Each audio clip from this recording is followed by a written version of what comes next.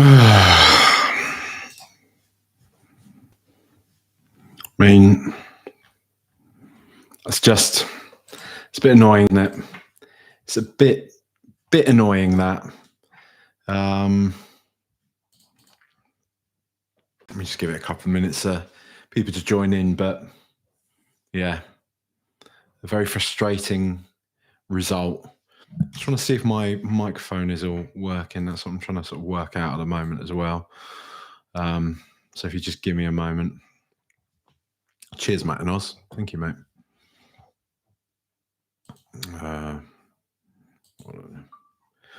Right. Well, yeah, not a great afternoon for Tottenham Hotspur Football Club. That not a great afternoon at all. And I'm going to say it. You know, I'm going to say it because I'm going to say what I see. Not a great afternoon for Thomas Frank. Yeah, not a great afternoon at all for him. Just in my opinion, you know. I think it has been good so far, and yeah, you know, I've rallied against a lot of the kind of I don't know, what I've sort of felt is a bit like knee-jerky, some of the reactions to what Frank's been doing so far, but I think, let me just try and get this sorted out a bit, try and get this microphone position sorted. That just wasn't very good. That wasn't very good at all. For anyone that didn't listen to the preview, this time last week, actually, 1 minute past 4 o'clock, Charlotte was giving birth. We've had our little girl. So her first match, her first game on this earth as a Tottenham Hotspur fan, has seen Spurs lose at home to Aston Villa in a pretty meek and pretty disappointing fashion. So I'm sorry, my darling.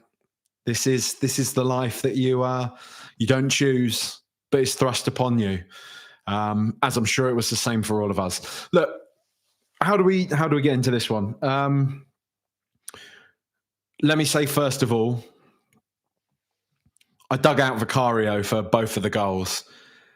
In like real time, with the second, like first goal, I still stand by. I think his positioning was off, his footing was all off, and I know Rodgers' shot had a bit of a dip on it, but it was basically in the middle of the goal. A proper keeper should be dealing with that. Should have dealt with that Morgan Rodgers shot.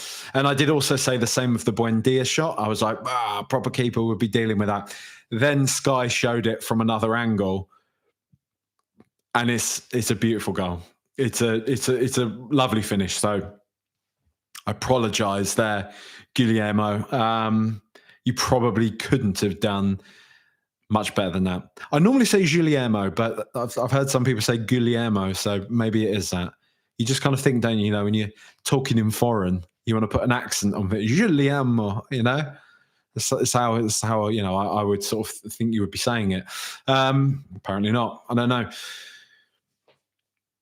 I'm not going to spend like an entire podcast like digging out Vicario, but I do think like my line on it now is that quite simply, if we want to be a top team, if we want to be one of the very best teams, he isn't good enough.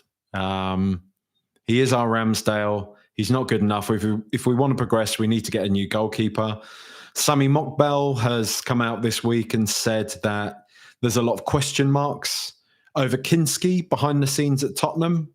I think there was some questioning. I think the word that was used was that people feel like he's regressed since he's been at Spurs. There's some talk about his attitude and application due to a lack of opportunities and everything, which is disappointing. You know, it's disappointing. You know, you would want a player to know that coming into the Premier League, especially as a young player with an established goalkeeper ahead of you in the pecking order, there's going to be a fight there. You're not going to walk into the team. And I mean, to be fair, if Vicario, if I was a good goalkeeper and Vicario was starting ahead of me, then I might be quite annoyed as well. But the point is more, I don't know enough about Kinski to know whether or not he is good enough. He's looked decent in the bits that we've seen, but I think it's fair to say we haven't seen enough to make that judgment. And if people at the club don't feel Kinski is good enough to step into Vicario's shoes, then buy somebody else.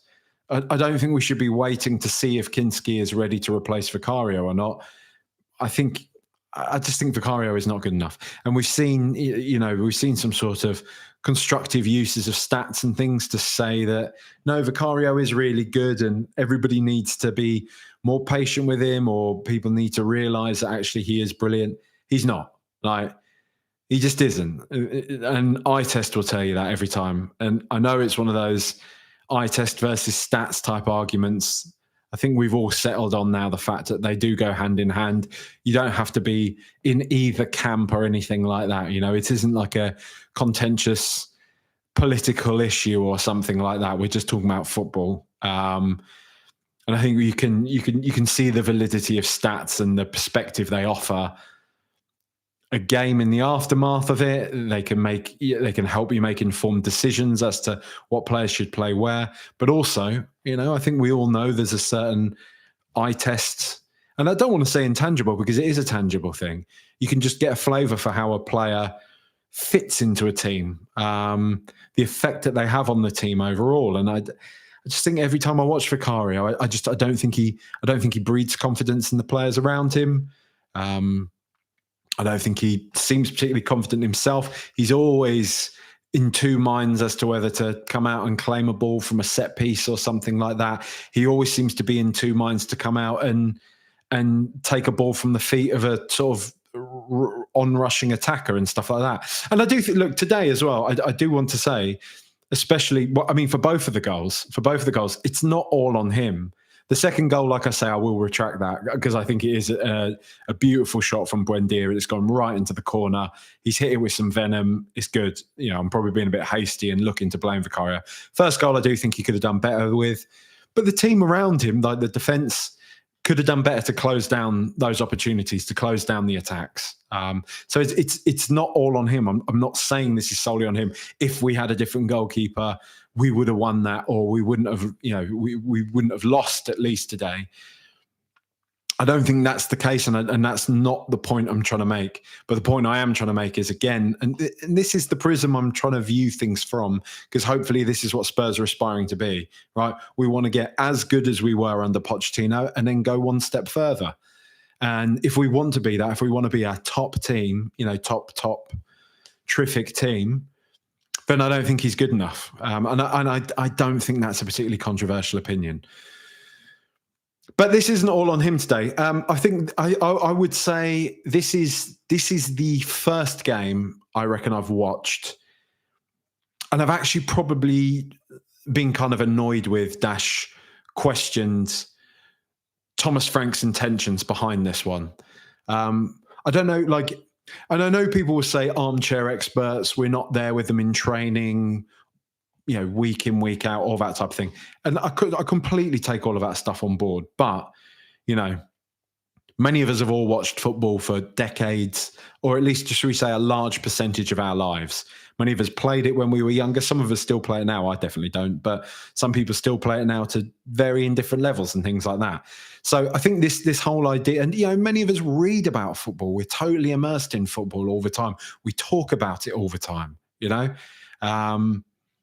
in a more complex level than I do on this podcast, and I don't pretend to be some kind of authority on the scholarly side of football or anything like that. But it's not to say I don't seek out and listen to kind of material, or take a more kind of in-depth perspective into football as and where I can get it. And the point I'm trying to make is that, this whole idea that the fans can't have a say on anything, I think is redundant. I don't think it's fair. I don't think it's true. And I think we have seen, as a fan base, as a football supporting people,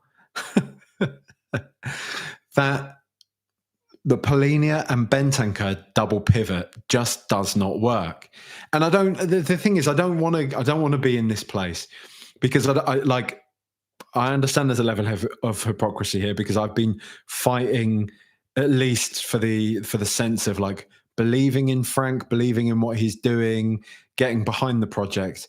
And so I am trying to like not let things bother me. But when you see the team sheet come out and you see it's Polinia and Bentancur again, you can't help but groan a bit. You know, you can't help but feel like, why are we going into another game like this, especially a home game, in, I think it's fair to say, a fairly, not negative, but I would say a neutral fashion. And I think that to me is, because I've seen it sort of said that they represent a sort of a negative side of football, a negative way of playing.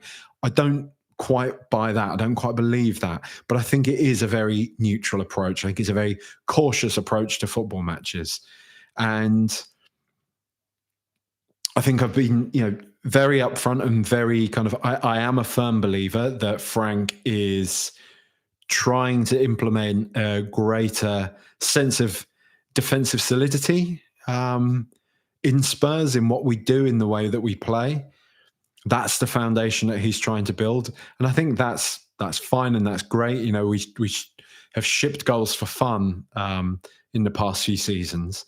And he wants to avoid that, and I'm totally on board with that, and I think that's fine. But I also don't think that means that you need to be entirely cautious of the opposition at all times, and that to me is like Bentancur and Polinia. That's what that represents.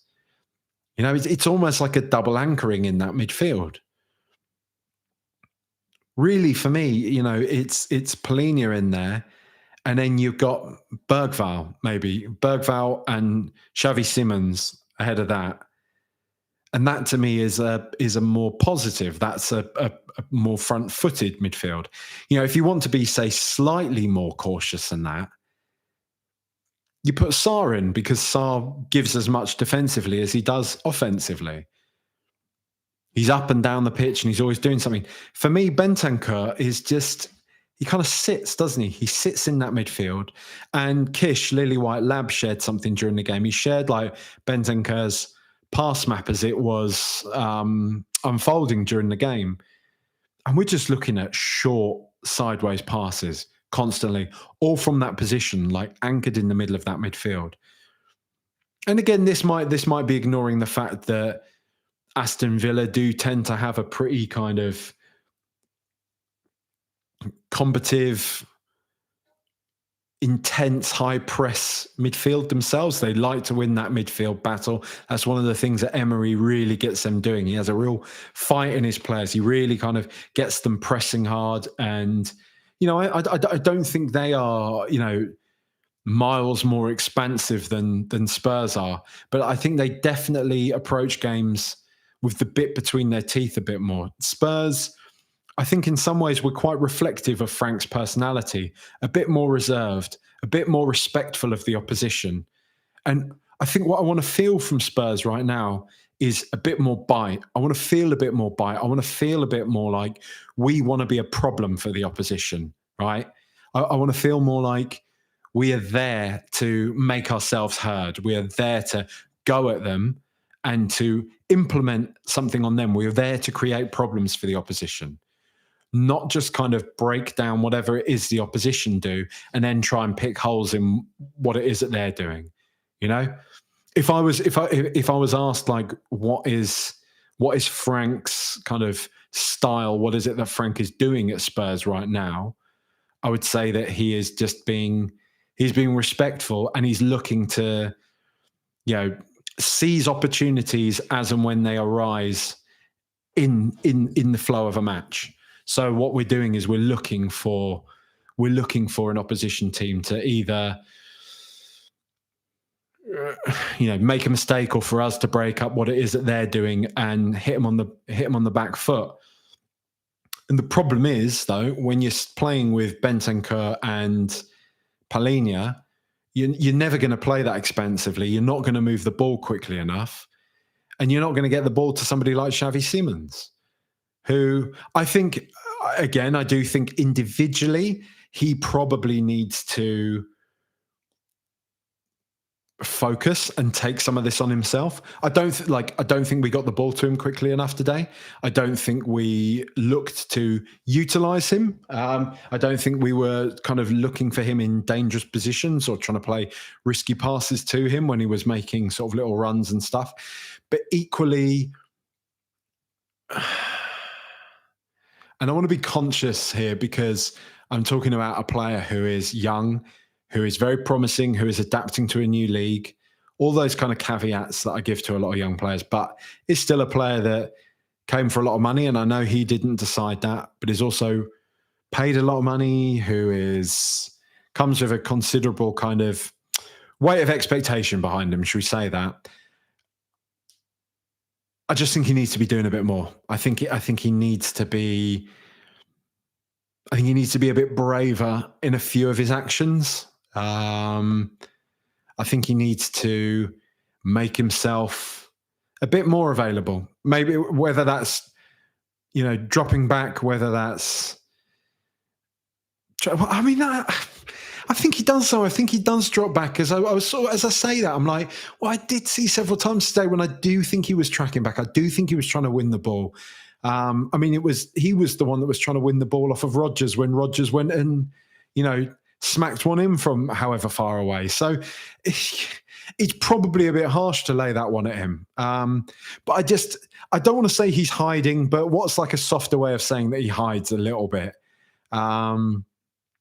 I just want to see a bit more from him. But again, like I say, I don't think it's all on him. I don't think it's really on him that much at all. Like I say, that midfield pivot just doesn't really do anybody any favors. And I think we tried to cheat it a bit. We tried to cheat it a bit by getting the ball out to Kudus and getting the ball out to Odegaard, because Kudus especially, we know can make things happen from not a lot. I mean, there were several like beautifully whipped balls into the box from him today. His ball retention is brilliant.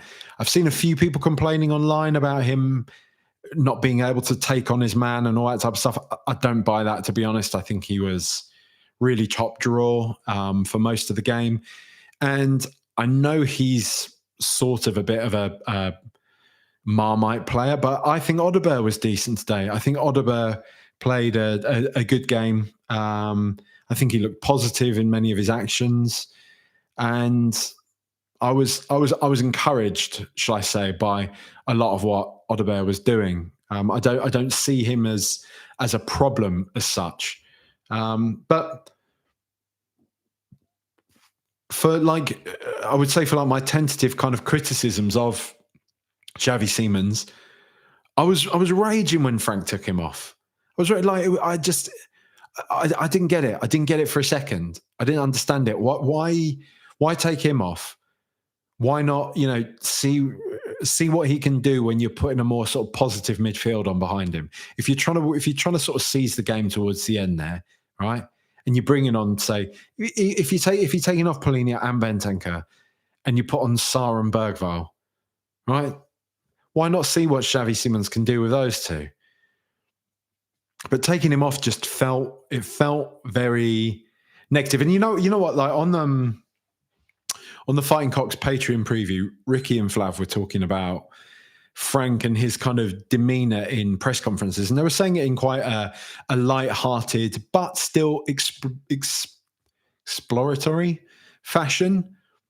And I did actually sort of agree with what they were saying, in so much as even just when he's talking, like it feels like he's being too respectful of the opposition. And, you don't want a manager to be coming out slanging off opposition managers and, being rude or anything like that. But I do think, and, maybe this is just what he's like as a person, but Frank does seem to spend a lot of his time always going on about like how great an opposition manager is or how great an opposition player is and stuff, which is fair. But the point I'm trying to make is that does this kind of mentality bleed into what we're doing a bit, where it's just the aura right now feels a respectful one. It feels like one where, like I say, we don't want to be a problem for the opposition teams.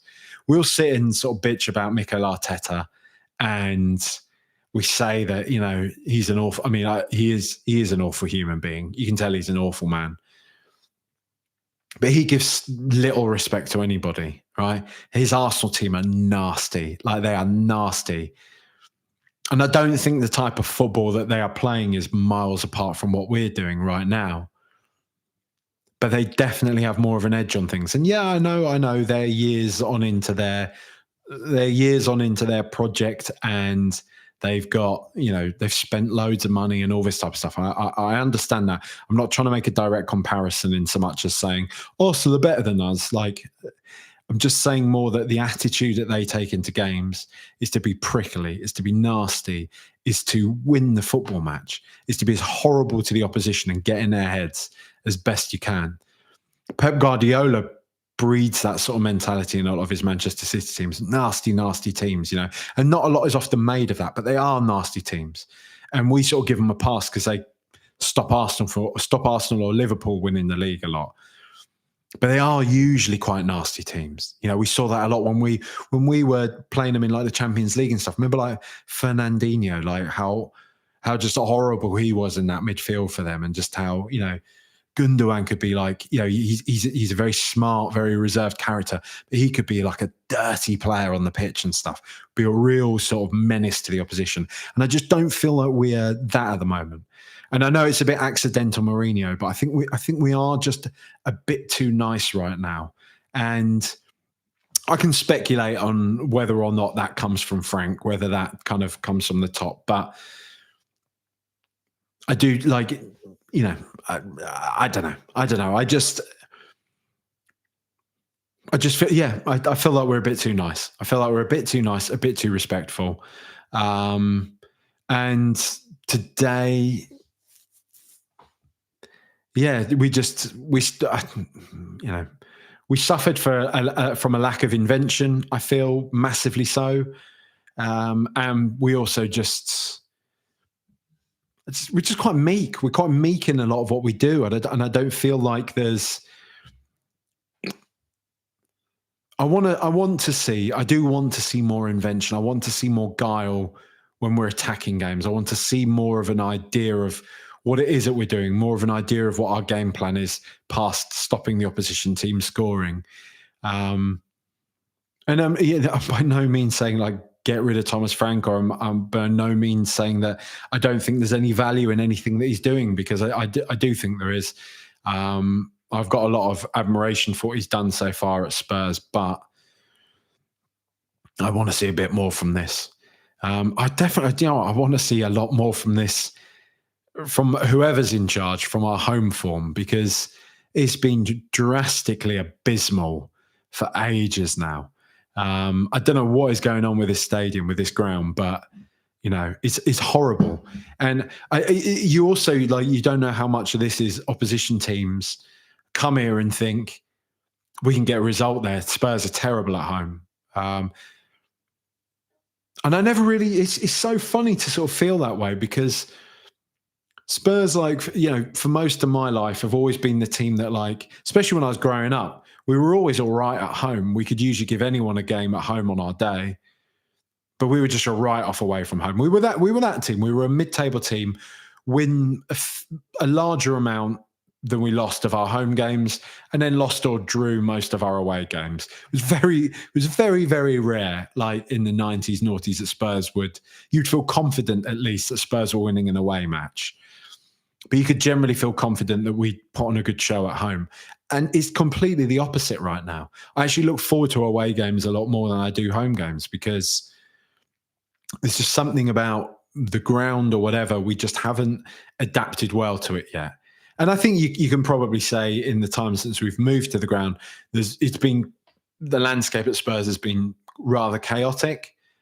Things have been shifting a lot. We've gone through various different managers. We've not really had a sort of settled team. We've not seen a settled group past the Pochettino era. We've not had like a group of lads again that we sort of pin our hopes on. And we're getting there. Like, there's definitely some faces in this team now where we're like, these are our boys, these are our lads. We're close to it, but we're not quite there yet. So maybe when that's a bit more settled, maybe when the team is a bit more settled. And I do think that the thing that underpins a lot of this that I've got to say as well is there's definitely a personnel issue there as well, right? Like we are missing some pretty key players, some pretty massive players from the side. And we probably still need to do some more transfer business. This squad is still a work in progress. So for everything that I have sort of said there about Frank and the way we're playing, I don't take it as in like the circumstances right now are perfect for a team to be kind of, smashing up the Premier League and competing with Liverpool, Arsenal, and City for the top honours. But I just think it is fair enough to say that I would like to see a bit more from Spurs. So there's quite a few congratulations from people here, which I do appreciate very much. Thank you very much. Matt in Oz, Louis F., thank you very much. Alan Claudius Fitzpatrick says congrats and also says, I get sick of constantly losing at home and it always feels like we limp over the line in a home loss. Yeah. And I think that sort of sums it up, Alan, because after this game, final whistle goes and it's like the Roy Hodgson slumping his head on the sideline. Do you know what I mean? Like it's the granddad in the chair after a Sunday roast and a couple of scotches, sat by the radiator in his chair, and you just kind of, your head just goes. That's another loss at home. I'm not like, the point is I'm not raging about it. I'm not there like seething and like smashing the gaff up. I'm just sort of like, we've lost again at home. This isn't good. This is really annoying. Gage Reynolds says, hard to keep making excuses for the attack. Doesn't help that we got a pylon in goal. Yeah, I agree. I think it is hard to keep making excuses for the attack. Like I say, I think there is a personnel issue there, but as I've sort of been saying, I would like to see Spurs be a lot more front-footed. Zeros and Ones says, starting Odegaard and Tell is arrogant. Needed more experience against Villa. That's probably quite a fair point, actually. Odegaard, I don't mind. I do actually really like Tell, but yeah, I agree with you. I think, starting Tell against a side like Villa, who are, I think maybe we've been a bit kind of, thrown by their start to the season, which has been by no means good. But they've actually been, coming into this game, I was looking at their form for the preview pod, and they've actually been in really good form for, the past month or so now, barring the sort of international break, last month of football that has been available to them. I think they've won like 4-5 in a row now. And we know they're a decent side. They're playing in the Champions League last year, narrowly missed out on it last year as well. Yeah, it didn't really add to the squad. I don't think they added to the squad in any significant or meaningful way this summer, but they've still got some really tidy players in there, really, really good players. So, yeah, I mean, I think that is a fair point. Zeros and Ones also adds Vicario is Ian Walker with a skin fade.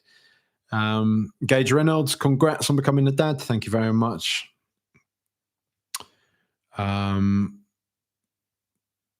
Ando says, lots to dislike there, but the main issue is the lack of attacking threat. Odegaard, Tell, Xavi, Richarlison are utterly hopeless. So easy to defend against. Villa were never in danger. I think utterly hopeless. I'm just saying, as like my gut reaction to reading you say utterly hopeless is that feels a bit harsh to me. I wouldn't say I have zero hope in those players. I do think there is talent there. I do like them. I just think right now it's not really working, is it? There's no real rhythm to it.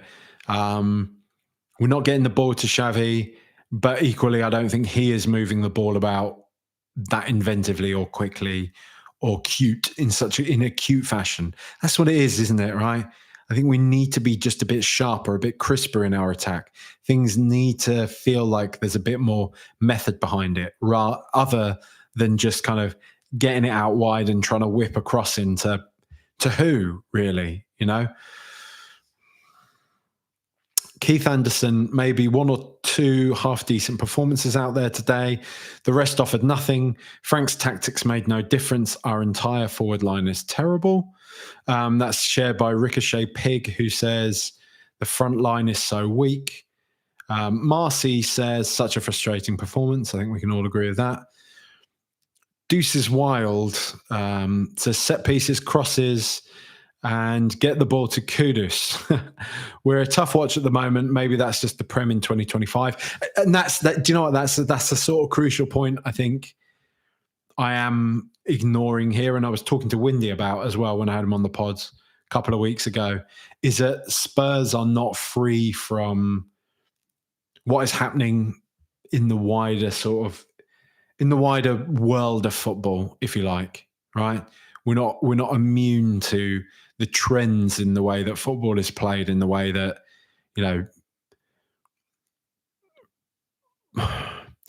the way that teams who are successful effectively win games and exert some sort of dominance, right? And Arsenal are the best example of that right now. As I keep saying, I don't think Arsenal play in a wildly different fashion to Spurs. They've got a bit more bite about them, probably a bit more quality in personnel as well, if we're being brutally honest about it. But they're doing well. City aren't a million miles different. They don't play the most sort of pleasing on the eye football, never really have.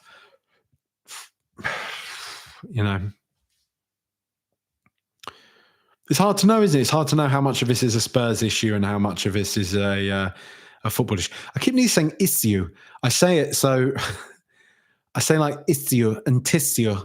This is a peek behind the curtain at home because it annoys Charlotte.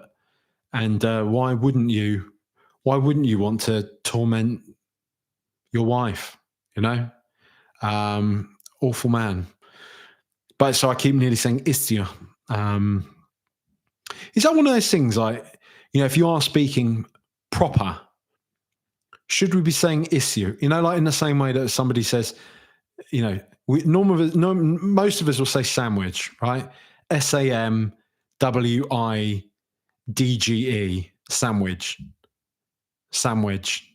sandwich, that type of thing.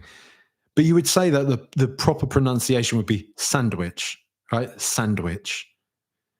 Issue, tissue. Is that how you're saying it? Is that the proper way? Don't know.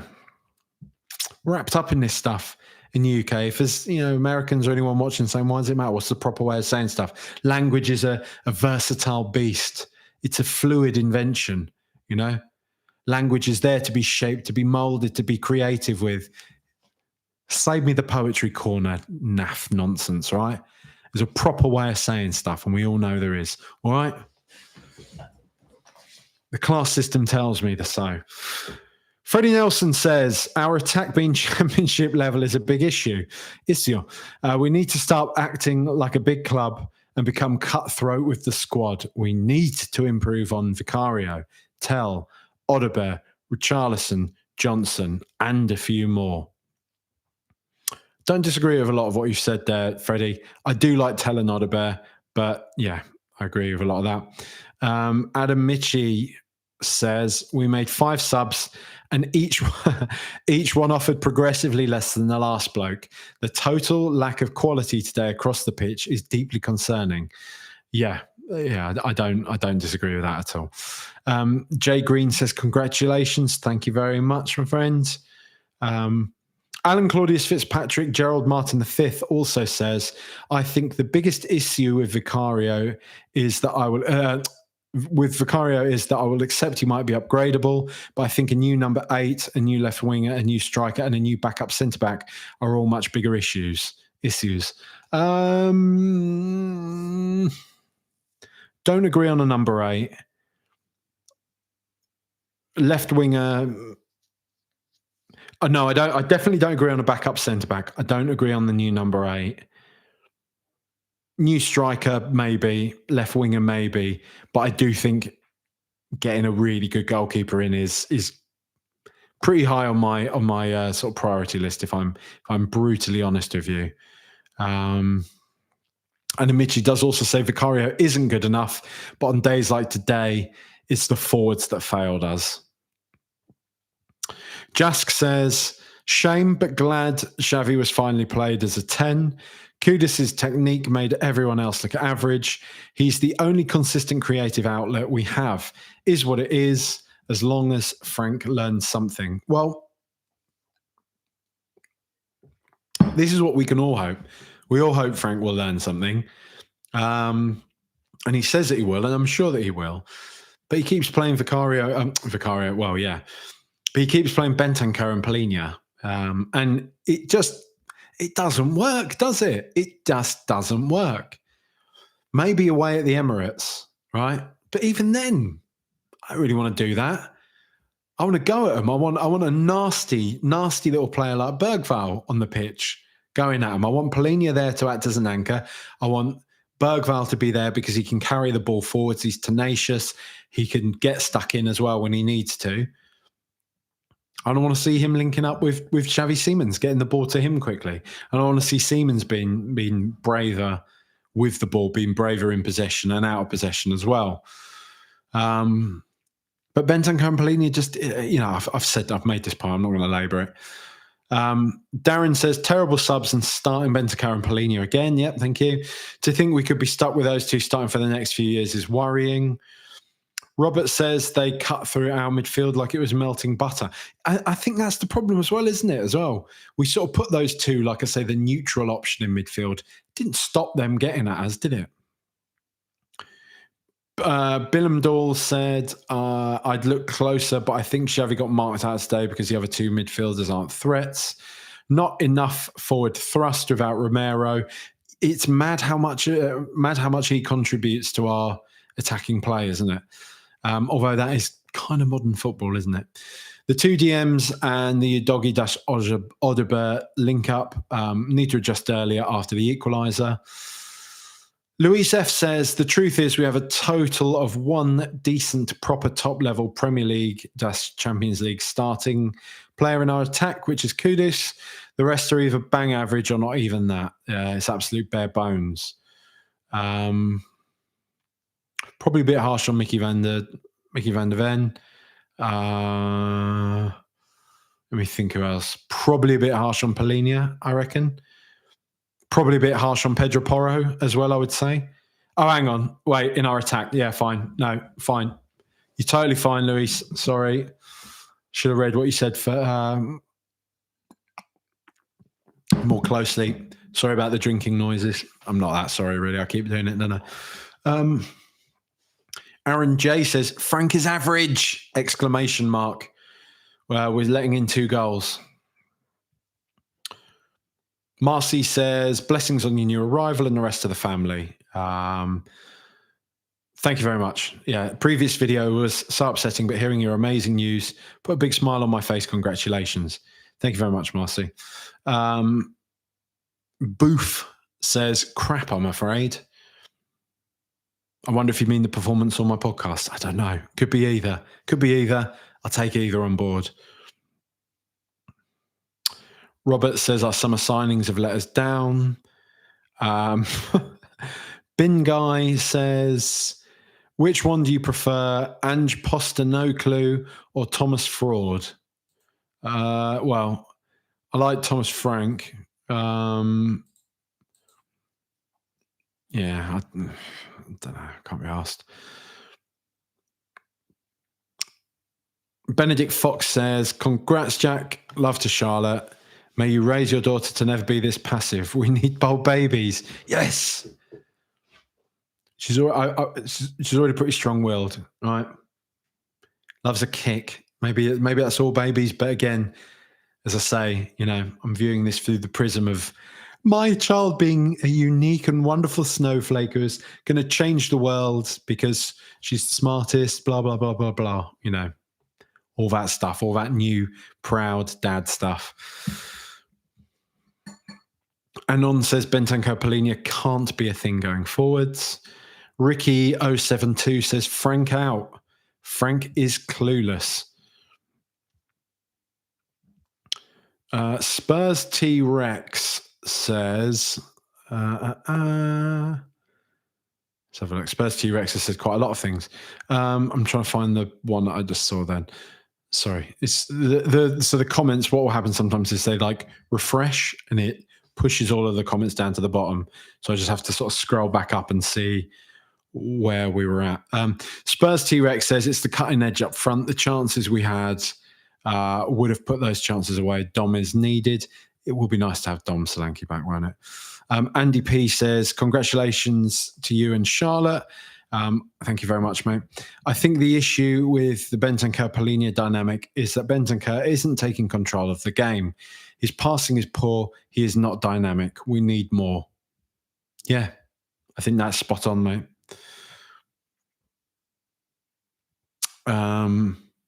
Jan says, many congratulations. Thank you very much, Jan. Uduak Dan says, please can someone tell me what Tell was doing on the pitch today? Then lots of upside down question marks. Odebear should have left the pitch before half time. Yeah, Tell was quite disappointing today, wasn't he? It's a shame because pre-match he had, there were a lot of really nice sound bites coming out of Tell. A lot of what he was saying was, really heartening, and I think a lot of us were really, really enjoying it and really encouraged by what he was saying. And I think there's a real will for him to succeed at Spurs. There really is. And so let's hope that he can. It's just, it was quite a stuttering performance again today, wasn't it, really? Ben Mathias says, an improvement on recent home performances, but not good enough. Probably an indictment on recent home performances. We need more from Xavi. Congratulations on your personal good news. Thank you very much, Ben. Appreciate that, mate. Brendan McGurty says, congrats from Brazil on the baby. Thank you very much, Brendan. Robert says, sand wedge. That's probably to my earlier point with a little golf emoji. And then, okay. Anon says, Jack, if you had to choose between a Champions League final with Arsenal or licking a urinal from the old White Hart Lane, what's it going to be?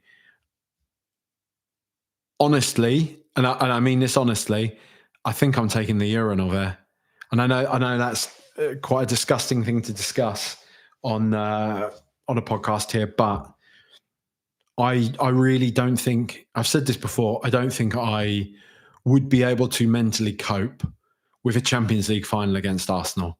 I know the sort of the promise of beating them would go on forever, but I don't think I'd be able to do it. I don't think I'd be able to cope. And as I've said, if we did say get to the Champions League final against Arsenal, I honestly, I really think I'd turn my phone off and I would go to the cinema and I'd just watch a film. I'd watch a film and then get out and see what the final score was and either be delighted or not. And I know by doing that, you are potentially missing one of the greatest highs ever. But I think that would be an abysmally tough watch. That Tottenham against Arsenal in the Champions League, especially if it was this season when they are so much better than us, it would just be disgusting.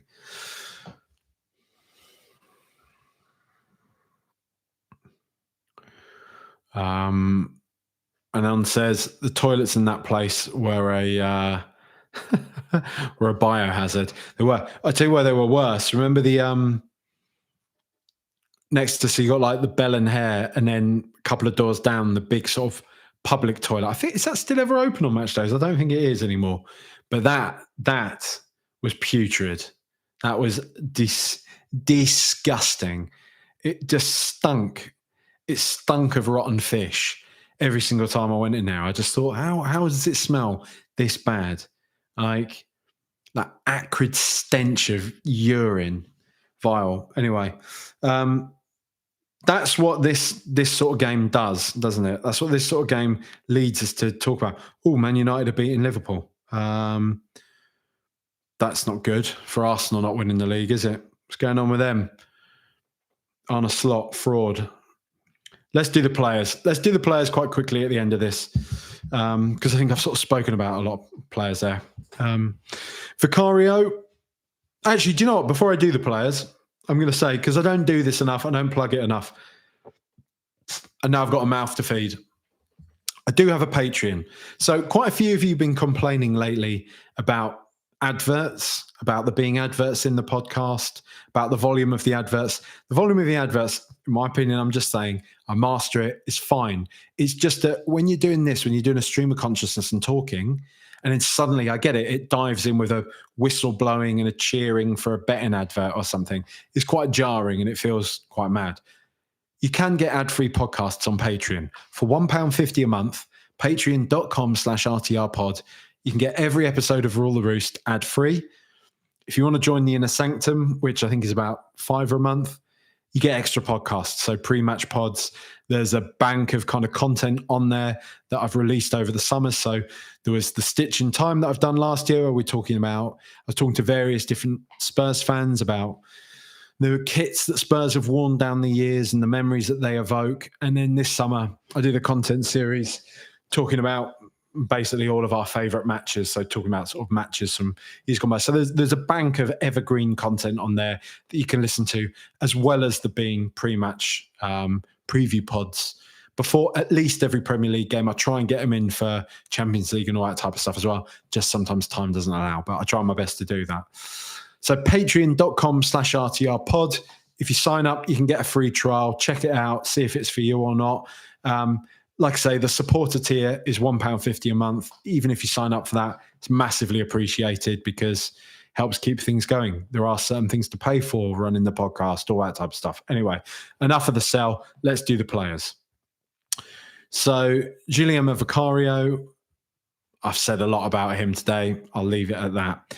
Jed Spence. There won't be any penitentiary posts today from Jed.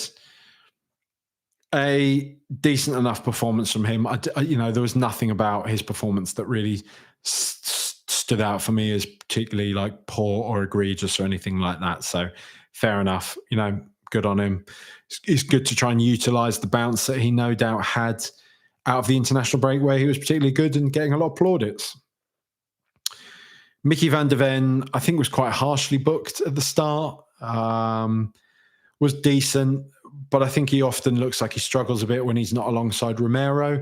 And I think it does often show, and look, please don't take this as some big evisceration on Mickey van der Ven, but it does show me that he is quite far behind Romero in terms of his quality and just his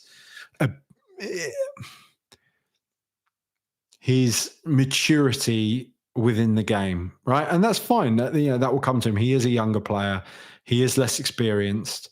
But I think it does show, and I think his physicality gets him out of trouble quite a bit of the time, right?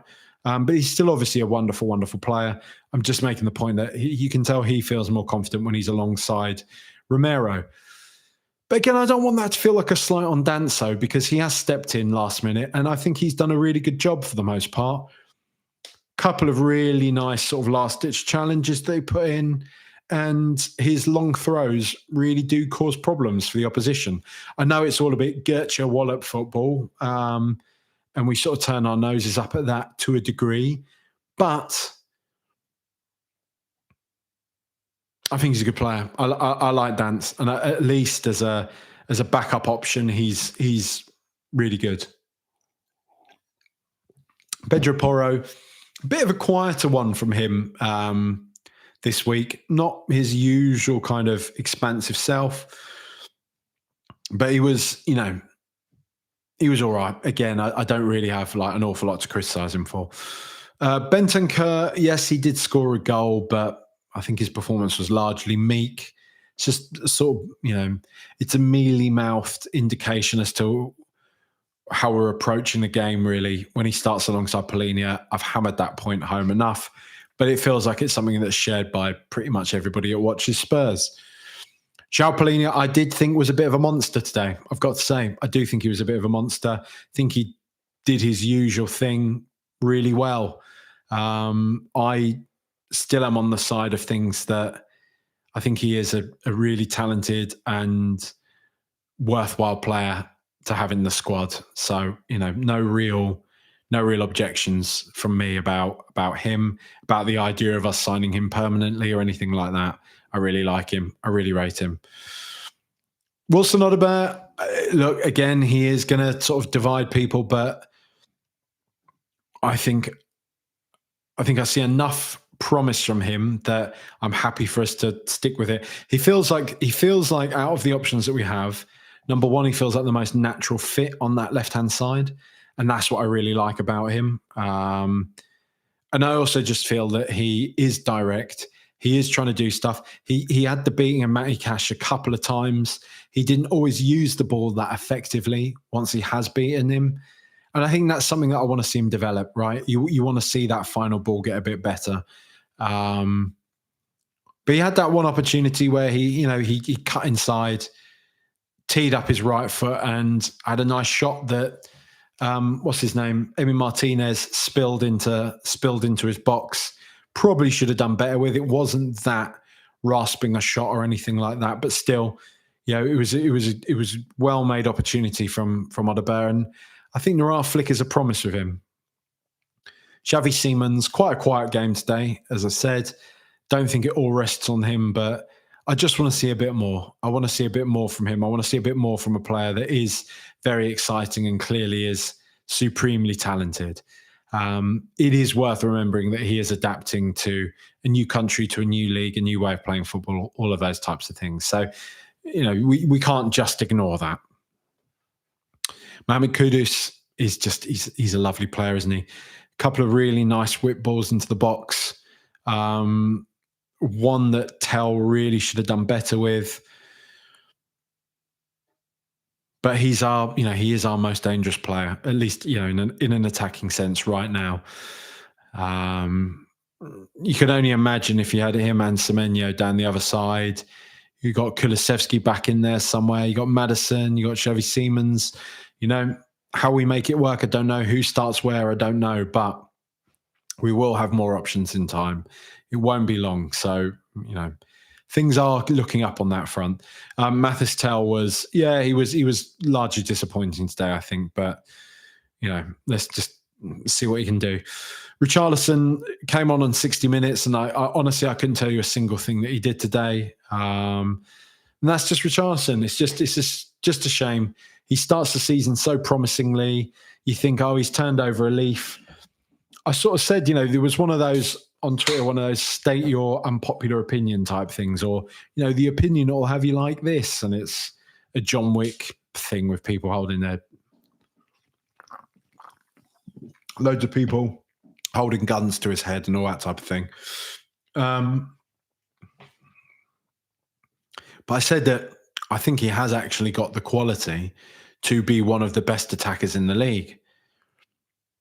But he just doesn't have that. He doesn't have the focus or the mentality or whatever. And I don't really like talking about that. But the way that sort of stuff manifests, at least on the pitch, I would say he just cannot. He cannot keep it consistently. He can't. And he is one of those players that I'm tired of the conversations now. Hopefully we can get some money for him, move him on and get somebody else in, because it's done for me. Lucas Bergvall didn't have enough time to really do anything. So, I think he looked fairly promising in a few of his actions. Pat Matassar had next to no time at all. Brennan Johnson did all right, got into a good position, blazed the ball way over the bar. So that was disappointing. Randall Kolo Muani, I said in quite nasty, mean fashion on Twitter, is he actually a professional footballer? But he there's lacking match sharpness, and I get that. But there's being not asked as he looks, number one. But outside of that, his touch is awful. His touch is woeful. His positioning looks awful. His movement looks awful. He looks really poor. He looks really, really poor. You know, I've genuinely seen better from Dane Scarlett when he's come on for the few opportunities he gets. He looks like he's a player that's, you know, more with it because there's more drive there or something. But look, I'm not going to write off Cullen Moani now. I know he's like half fit and I know he's not really played much or anything, but I'm really getting like Carlos Vinicius vibes off of this, that this is going to be one of those real like, oh, remember when we had Cullen Moani for a season? When he is playing for whoever, you know, when he's back at PSG or when PSG sell him to Sunderland or something like that. Do you know what I mean? I just, I'm not really, got a few red flags about him. But yeah, all in all, a disappointing game, a largely disappointing game, a poor performance. We'd want to see a bit better, wouldn't we? Coming back from an international break, but alas, we haven't done. So we go into the Champions League midweek. Thank you to everybody who has congratulated me and Charlotte. I'm going to hold up here for anybody watching right now. Our very good friend Charlie sent us a lovely little, tiny little away kit, which is really beautiful. I want to say a big thank you to a lot of the other Coys lot who sent us like 2 weeks worth of, you know, Cook, that company Cook that sells like basically like posh ready meals. So a big thank you to my Coys Massive who sent that to us. Really lovely, really heartfelt, really touching. Thank you to everybody who has watched the show, listened to the show. Get over yourself. The show. You sat here talking to yourself. The show. The pod with Rob Daly. He absolutely banged me out on that one.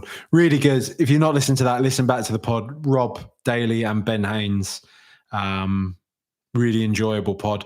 I don't speak on it much, so I feel completely emboldened to say it's a brilliant podcast and a brilliant listen because it's mostly those two just giving you the behind the scenes of what was going on around Bilbao and everything.